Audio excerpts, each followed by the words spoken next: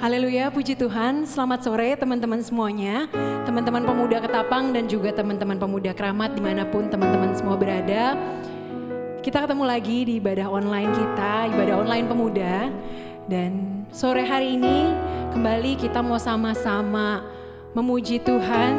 Kita mau sama-sama mengambil waktu buat menyembah Tuhan dan juga pastinya mendengarkan kebenaran firman Tuhan.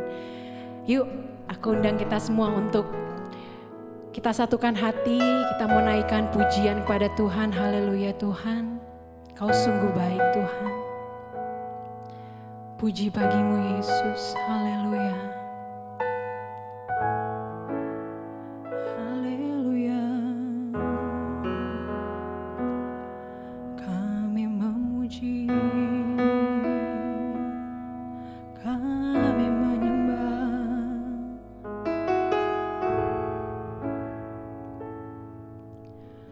Datang Roh Kudus, Kau ku rindu.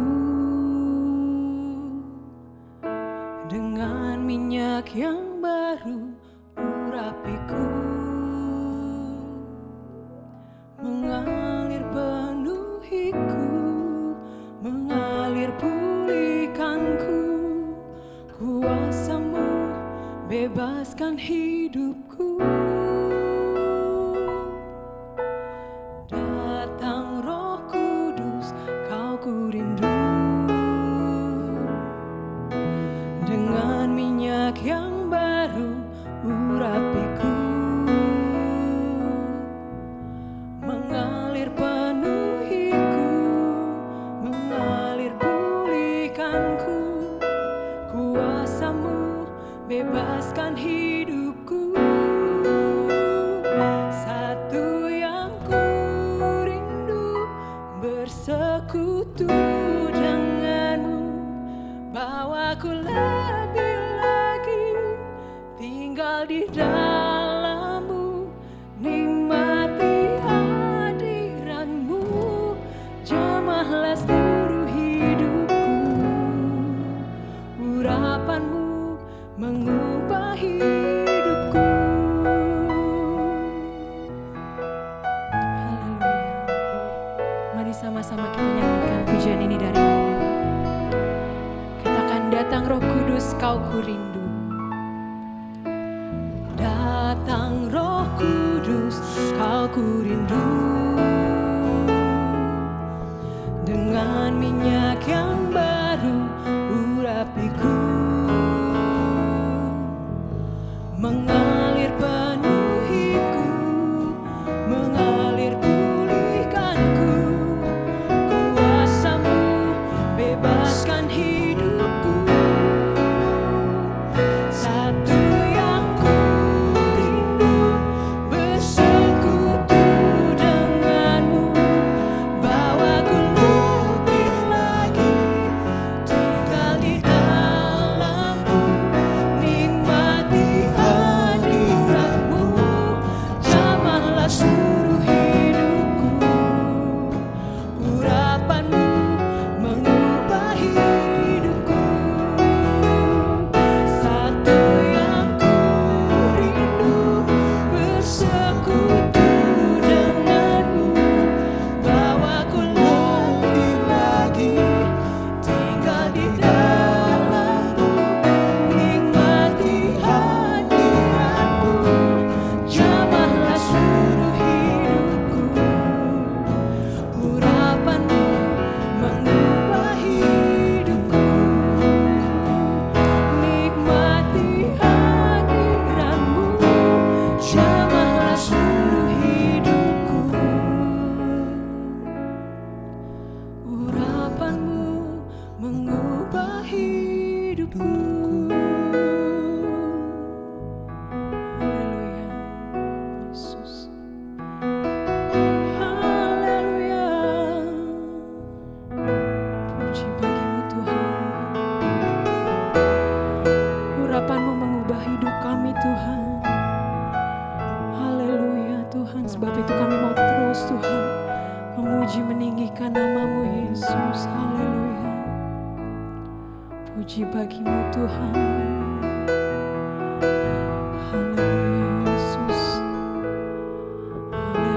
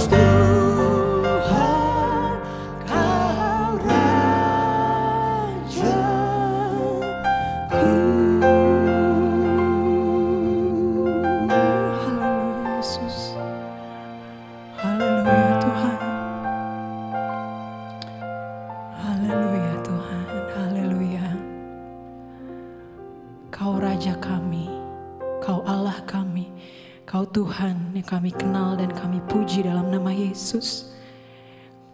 Engkau Allah yang selalu ada. Engkau Allah yang selalu setia. Haleluya. Haleluya Tuhan. Haleluya, haleluya, haleluya. Kami puji Engkau Tuhan.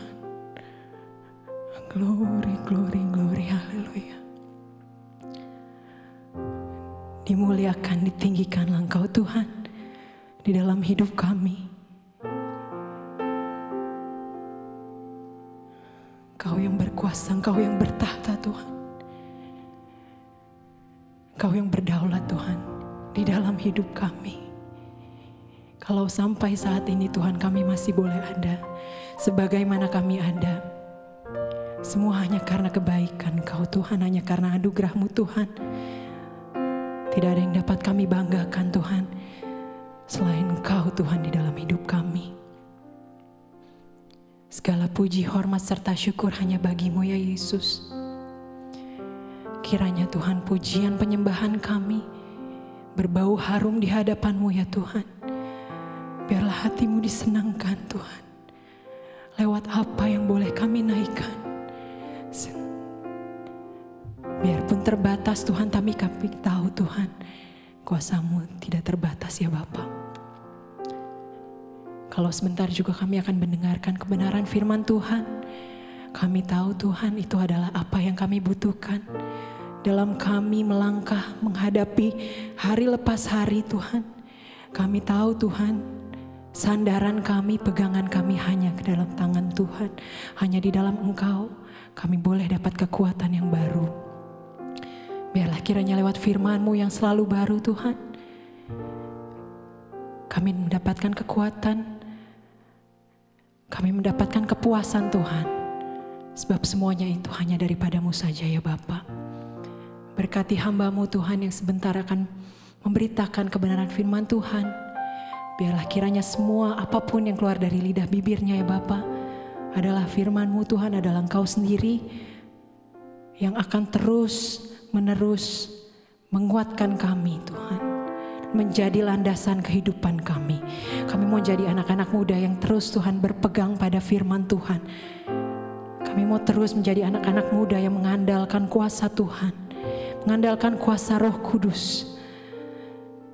Terima kasih Tuhan Yesus, terima kasih. Kami naikkan segala pujian, syukur kami dan doa kami hanya di dalam satu nama. Nama yang ajaib, nama yang mulia. Yaitu nama Tuhan Yesus Kristus. Haleluya. Amin. Haleluya. Puji Tuhan. Senang sekali saya bisa menjumpai rekan-rekan semua dalam tayangan ibadah online Pemuda Ketapang Keramat. Dan yang akan saya bagikan, firman Allah yang akan saya bagikan saat ini adalah berhubungan dengan Roh Kudus. Roh Kudus. Siapa itu Roh Kudus? Kalau kita membaca dalam 1 Yohanes, dalam suratan Yohanes yang pertama, pasal 5 ayat yang ke-7, sebab ada 3 yang memberi kesaksian di dalam sorga, Bapa, Firman, dan Roh Kudus. Dan ketiganya adalah satu. Jadi ada 3 yang memberi kesaksian di sorga, Bapa, Firman, dan Roh Kudus. Jadi Roh Kudus sama juga dengan Bapa dan Firman. Firman kita tahu Firman adalah Yesus. Ketiga ini adalah 3 oknum Allah. Jadi Roh Kudus adalah juga Allah. Dan kalau kita membaca di Injil Yohanes pasal 14 ayat 16, aku akan meminta kepada Bapa dan Ia akan memberikan kepadamu seorang penolong yang lain. Seorang penolong. Kita tahu bahwa Roh Kudus adalah Allah dan Roh Kudus itu adalah juga oknum, ya. oknum Allah. Sebab itu Roh Kudus bisa kita kasihi, bisa kita cintai, dan Roh Kudus juga harus kita hormati. Karena sekali lagi Roh Kudus adalah oknum Allah.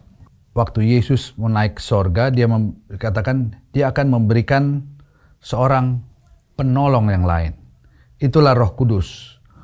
Roh Kudus adalah disebut juga penolong. Kita tahu arti penolong adalah orang yang membantu kita, ya. Dalam hal ini Roh Kudus membantu manusia untuk mengajar segala sesuatu dan juga mengingatkan, ya.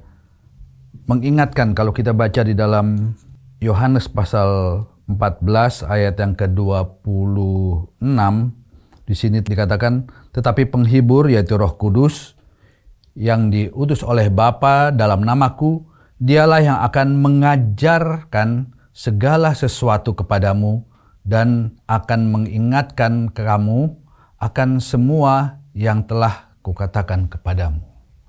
Yang akan mengajarkan dan juga mengingatkan. Jadi Roh Kudus menolong kita. Kita akui bahwa daya ingat kita kadang-kadang terbatas. Kita seringkali lupa akan apa yang pernah diajarkan, apa yang pernah firman Allah yang pernah disampaikan. Tapi dengan kemampuan Roh Kudus, maka kita bisa ingat lagi apa yang seperti yang di sini dikatakan, apa yang pernah yang Yesus katakan, firman Allah yang pernah disampaikan, yang mungkin kita pernah dengar tapi kemudian lupa.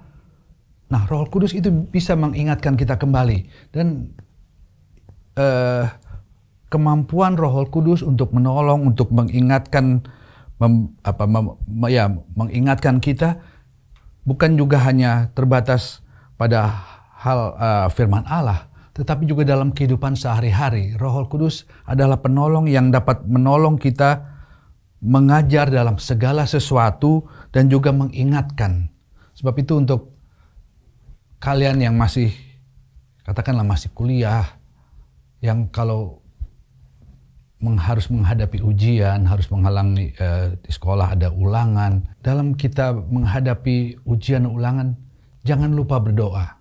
Ya, sebelum kita menghadapi ujian dan ulangan, kita berdoa, kita minta Roh Kudus untuk menolong kita, untuk juga mengingatkan apa yang sudah kita pelajari.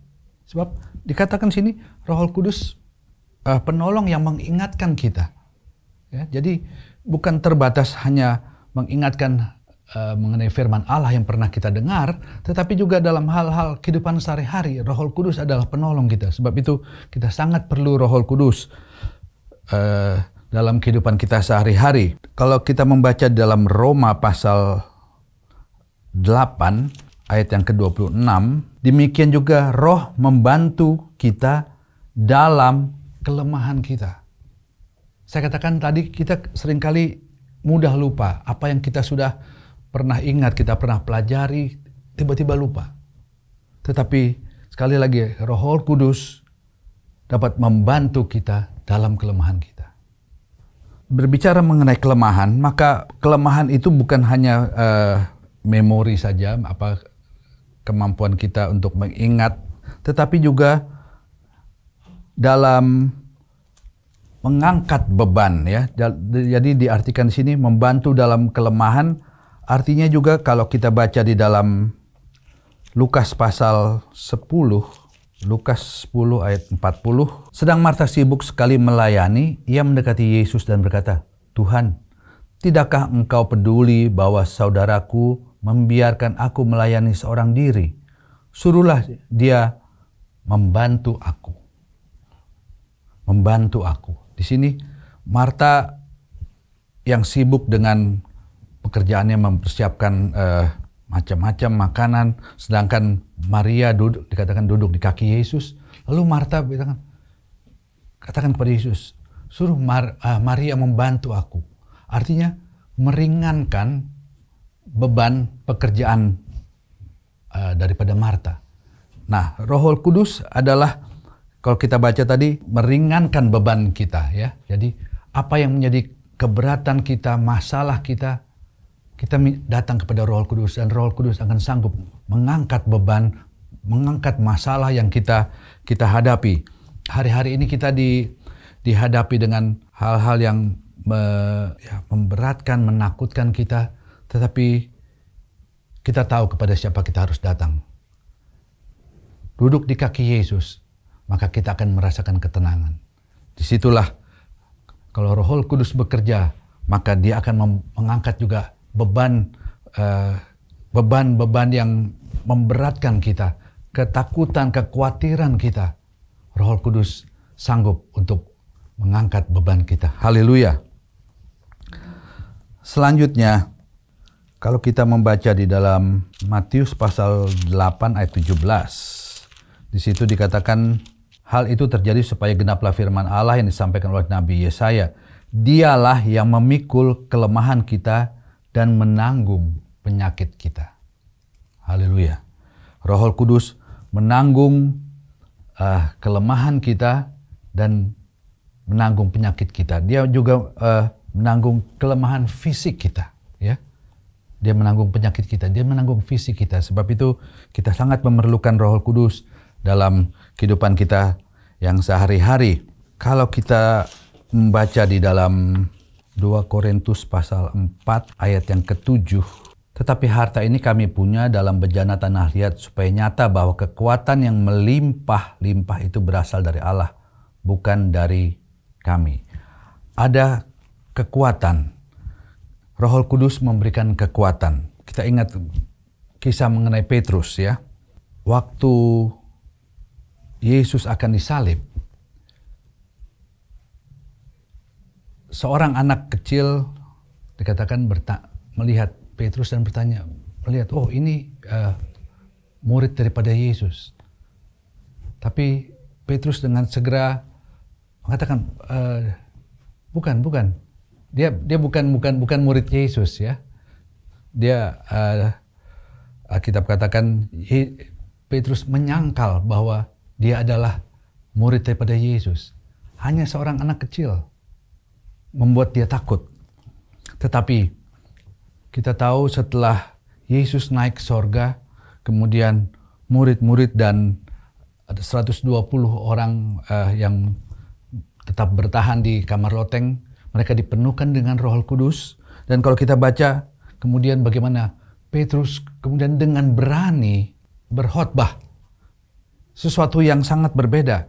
Petrus yang sebelumnya menyangkal Yesus hanya karena seorang anak kecil yang bertanya kepadanya, Petrus takut. Tetapi setelah Petrus penuh dengan Roh Kudus, penuh dengan kuasa itu, maka dia mempunyai keberanian untuk bersaksi, kemudian keberanian untuk memberitakan Injil. Dan itulah yang kita juga perlukan dalam kehidupan kita sehari-hari. Kita perlu Roh Kudus untuk juga mempunyai keberanian untuk menjadi saksi, untuk memberitakan kebaikan Tuhan kepada orang lain, memberitakan mujizat-mujizat yang pernah kita rasakan kepada orang lain, dan itu menjadi berkat sehingga banyak orang bisa datang percaya kepada Yesus. Sebab itu kita sangat memerlukan Roh Kudus. Roh Kudus memberikan kepada kita kemampuan. Roh Kudus mengingatkan.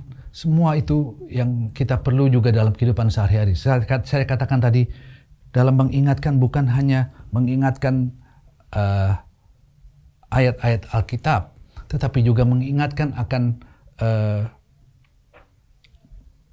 katakanlah dalam ujian apa yang telah kita pelajari. Roh Kudus juga mampu memberikan kemampuan kepada kita dalam menyelesaikan tugas-tugas yang kita harus selesaikan dalam pekerjaan-pekerjaan. Kita bisa minta datang kepada Allah dan Roh Kudus akan menolong kita, memberikan jalan keluar, memberikan pertolongan sehingga kita dapat menyelesaikan tugas-tugas kita dengan baik. Dan kita bisa menjadi contoh bagaimana campur tangan Allah dalam kehidupan kita.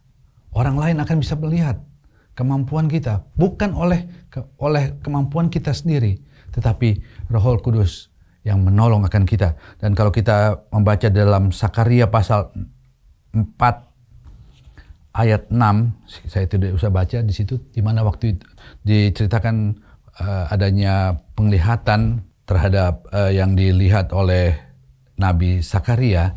Di sana dikatakan waktu orang Israel akan kembali dari pembuangan di Babel, maka salah satu tugas mereka adalah memperbaiki kota Yerusalem yang sudah rusak, tembok-temboknya sudah rusak, dan juga bait Allah sudah rusak. Kita baca saja dalam Sakaria pasal 4 ayat 6. Maka berbicara ia, inilah firman Tuhan kepada Zerubabel bunyinya, bukan dengan keperkasaan dan bukan dengan kekuatan, melainkan dengan Rohku, firman Tuhan semesta alam. Dan di sini Zerubabel adalah juga orang yang kembali, salah satu petinggi bangsa Yehuda yang kembali ke Yerusalem, dan dia diberikan kemampuan yang secara fisik di luar kemampuannya. Allah memberikan kemampuan kepada dia untuk dapat membangun kembali atau memperbaiki bait Allah yang sudah rusak. Nah, itulah kita sangat perlu Roh Kudus. Ya, Roh Kudus dapat menolong kita dalam hal-hal yang bersifat rohani, tetapi juga Roh Kudus dapat membantu kita dalam tugas kita, pekerjaan kita masing tiap hari. Apa yang kita perlukan, apa yang dalam ujian, dalam ulangan, kalau saudara masih kuliah, menghadapi ujian, berdoa, dan Roh Kudus sanggup mengingatkan apa yang kita sudah pelajari. Bahkan saya ingat Bapak Gembala pernah katakan, Roh Kudus pun bisa memberikan jawaban dari sesuatu yang belum pernah kita pelajari. Tidak terbatas kemampuan dari kuasa Allah. Tidak terbatas kemampuan dari Roh Kudus. Sebab itu kita perlu Roh Kudus dalam kehidupan kita sehari-hari. Dan seperti juga kalau kita membaca dalam Keluaran Musa, ya, dalam Keluaran 33 di situ dikatakan Musa sama sekali tidak berani untuk memimpin bangsa Israel tanpa Allah. Begitulah juga kiranya kita mau bersandar sepenuhnya kepada Allah. Roh Kudus pertolongan kita. Roh Kudus yang menolong kita dalam segala hal. Itulah yang kita perlukan dalam kehidupan kita sehari-hari. Puji Tuhan. Mari kita berdoa. Bapa Allah kami yang ada di dalam sorga, pada saat ini kami datang kepadamu Tuhan. Setelah kami mendengarkan sebagian dari firman-Mu, kami berterima kasih Tuhan, bahwa Engkau telah kembali ke sorga dan memberikan Roh Kudus bagi kami. Roh yang mempunyai kuasa yang tidak terbatas Tuhan dalam kehidupan kami. Roh yang berkuasa untuk menolong kami. Roh yang berkuasa untuk mengangkat beban-beban kami Tuhan. Sebab itu kami sangat memerlukan kuasa itu Tuhan. Dalam hari-hari ini di mana akan bertambahnya kejahatan-kejahatan Tuhan. Tuhan, kejahatan di antara orang-orang muda. Tuhan Yesus, Kau mau tolong kami. Berikan kami kekuatan. Roh Kudus menguatkan kami. Supaya juga kami jangan sampai